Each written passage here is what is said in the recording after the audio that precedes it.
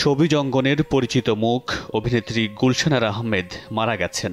হৃদরোগে আক্রান্ত হয়ে হাসপাতালে চিকিৎসাধীন অবস্থায় মঙ্গলবার ভোর ৬টা ৪০ মৃত্যু হয়েছে তার। গুলশান আহমেদের মৃত্যুর বিষয়টি তার ফেসবুক অ্যাকাউন্ট থেকে এক পোস্টের মাধ্যমে নিশ্চিত করেছেন তার সন্তান। এছাড়া অভিনেতা মিশা সওদাগর সামাজিক মাধ্যমে এক পোস্ট করে অভিনেত্রীর মৃত্যুর বিষয়টি নিশ্চিত করে সকলের কাছে দোয়া চেয়েছেন। ২০০২ সালে বাংলাদেশ টেলিভিশনে তালিকাভুক্ত শিল্পী হিসাবে টিভি নাটকে গুলশান আহমেদের অভিষেক ঘটে। তবে তার প্রবল ইচ্ছে ছিল নিজেকে চলচ্চিত্র অভিনেত্রী হিসাবে প্রতিষ্ঠিত করার।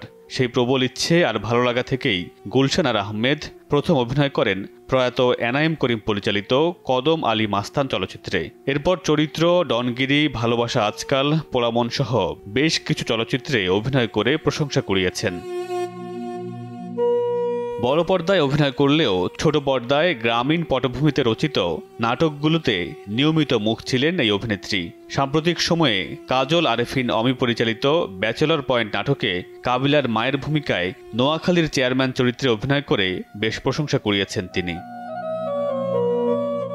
বরেণ্য এই অভিনেত্রীকে আজ ব্রাহ্মণবাড়িয়ায় দাফন করা হবে। মামুনুর রশীদ পনেল, সময় সংবাদ, ঢাকা।